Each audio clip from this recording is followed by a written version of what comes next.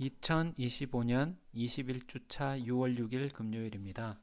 암송 구절을 함께 읽으시겠습니다. 욥기 42장 2절 주께서는 무소불능하시오며 주의 뜻을 막을 자가 없사오니. 다시 암송 구절을 읽으시겠습니다. 욥기 42장 2절입니다. 주께서는 무소불능하시오며 주의 뜻을 막을 자가 없사오니. 오늘 묵상 본문을 함께 읽으시겠습니다. 욥기 42장 10절에서 17절입니다. 욥이 그의 친구들을 위하여 기도할 때 여호와께서 욥의 공경을 돌이키시고 여호와께서 욥에게 이전 모든 소유보다 갑절이나 주신지라. 이에 그의 모든 형제와 자매와 이전에 알던 이들이 다 와서 그의 집에서 그와 함께 음식을 먹고 여호와께서 그에게 내리신 모든 재앙에 관하여 그를 위하여 슬퍼하며 위로하고 각각 캐시타 하나씩과 금고리 하나씩을 주었더라.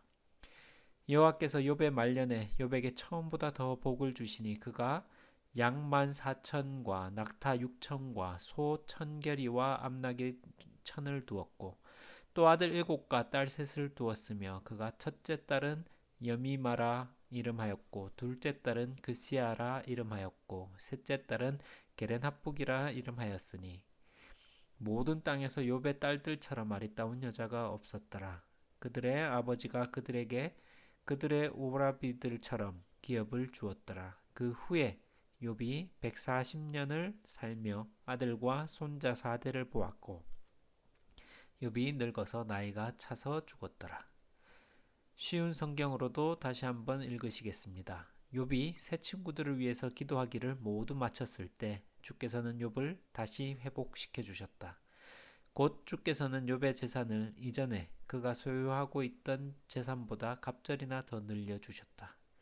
그러자 욥의 모든 형제들과 자매들과 전부터 알고 지내던 친지들이 다 욥에게로 와서 욥의 집에서 음식을 함께 먹으며 그동안 주께서 욥에게 내리신 고난을 상기하면서 욥을 위로하고 달래주었다. 그러면서 그들은 저마다 은화 1개와 금반지 하나씩을 욥에게 선물하였다. 주께서는 욥의 말년에 처음보다 더욱 많은 복을 내려주셨다. 그리하여 욥의 재산은 양이 14,000마리요 낙타가 6,000마리요 소가 1,000쌍이요 암나귀가 1,000마리나 되었더라. 고난 이후에 욥은 또 7아들과 3딸도 얻었다. 욥의 3딸의 이름을 지었는데 첫째 딸은 여미마, 둘째 딸은 그시야, 셋째 딸은 게렌합북이었다. 당시에 온 땅에 욥의 딸들만큼 아리따운 여자는 어디에서도 찾아볼 수 없었다. 욥은 아들들에게 나눠준 것과 똑같이 자신의 세 딸에게도 유산을 분배해 주었다. 그 후 욥은 140년을 더 살면서 자식들의 자식들까지 4대를 보았다. 욥은 이렇게 하나님께서 주신 수명을 다 누리고 살다가 나이가 많아 늙어서 평안히 세상을 떠났다. 오늘 본문 말씀을 통하여 하나님께서는 당신에게 어떤 말씀을 들려주시나요? 특별히 마음에 와닿는 단어나 구절이 있습니까? 내가 공경에 처하고 힘든 일을 당할 때 주변의 관계의 지형이 변합니다. 평소 때 그리 깊은 관계가 아니라고 여겨졌던 사람들이 진심으로 도움을 주려고 하기도 하고 가까웠던 사람들이라고 생각했는데 떠나가기도 합니다. 진심으로 도움을 주는 경우도 있지만 도움을 주는 척 하면서 혼수만 두는 경우도 있습니다. 그리고 많은 경우 관계가 깨어지거나 인간관계에 오해가 생기면 다시 회복하기까지 오랜 시간이 걸리고 어떤 경우에는 회복이 어려울 때가 있습니다. 깨어진 관계를 나의 힘으로 회복하려고 할 때면 힘만 더 들고 더 깊은 수렁으로 빠질 때가 있습니다. 그런데 오늘 본문에서 모든 공경과 어려움에서 회복과 관계의 회복이 어떻게 이루어지는지를 보여주십니다. 본문의 말씀 10절입니다. 욥이 새 친구들을 위해 기도하기를 모두 마쳤을 때 주께서는 욥을 다시 회복시켜 주셨다. 곧 주께서는 욥의 재산을 이전에 그가 소유하고 있던 재산보다 갑절이나 더 늘려 주셨다. 욥이 새 친구들을 위해서 기도하기를 마쳤을 때 주님께서는 욥을 다시 회복시켜 주셨습니다. 기도가 먼저이고 그 다음이 회복입니다. 공경에 빠져서 나오는 것을 스스로의 힘으로 하려고 할 때는 늪에 빠진 사람이 스스로 빠져나오려고 할 때 노력하면 할수록 더 깊게 빠져들어갈 수가 있습니다. 욥의 친구들은 자신들이 가지고 있는 하나님에 대한 지식으로 오히려 욥을 더 괴롭게 하였습니다. 하지만 욥은 그 친구들을 위하여 기도하였습니다. 욥은 하나님께서 어떤 분이신지를 깨달았기 때문입니다. 하나님을 믿을 때 나 중심으로 믿을 수가 있습니다. 하나님께서 나의 이익을 위해서 모든 일을 해주실 때 그분이 선하다고 느낄 때가 있습니다. 그러나 하나님은 나의 생각에 갇혀 계신 분이 아니십니다. 욥의 친구들은 자신들의 생각에 갇혀 있는 하나님으로 생각했습니다. 하나님께서는 나의 어떤 상황과 나의 이해를 뛰어넘는 분이십니다. 욥은 그런 하나님을 만났습니다. 그런 후 욥은 친구들을 위해서 기도했습니다. 욥은 친구들을 자신의 생각으로 재단하지 않고 그들을 위해서 기도했습니다. 그럴 때 하나님께서는 욥을 회복시켜 주셨습니다. 관계의 회복과 나의 상황의 회복은 나의 생각을 뛰어넘는 하나님을 만나는 것에서 출발합니다. 오늘 본문 말씀은 당신과 당신의 삶에 어떤 의미가 있습니까? 이 말씀을 어떻게 당신의 삶에 적용할 수 있을까요?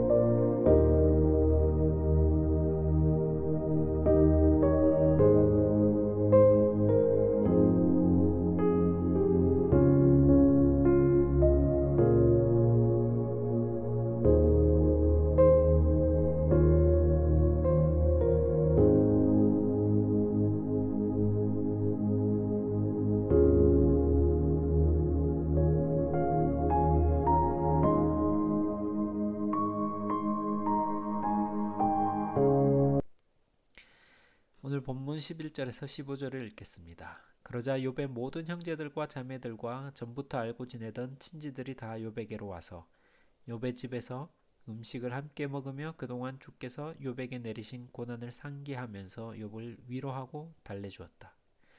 그러면서 그들은 저마다 은화 한 개와 금반지 하나씩을 욥에게 선물을 하였다.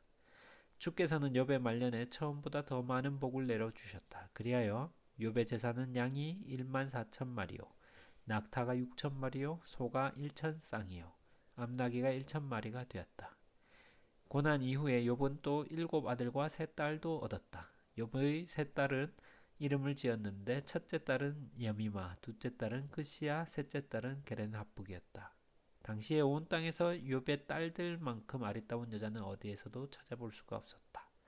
욥은 아들들에게 나눠준 것과 똑같이 자신의 3딸들에게도 유산을 분배해 주었다. 욥은 140년을 더 살면서 자식들의 자식들까지 4대를 보았다. 욥은 이렇게 하나님께서 주신 수명을 다 누리고 살다가 나이가 많아 늙어서 평안히 세상을 떠났다. 욥이 회복되자 그제서야 모든 형제들과 자매들과 친지들이 욥에게 돌아왔습니다. 그리고 욥에게 선물을 주었습니다.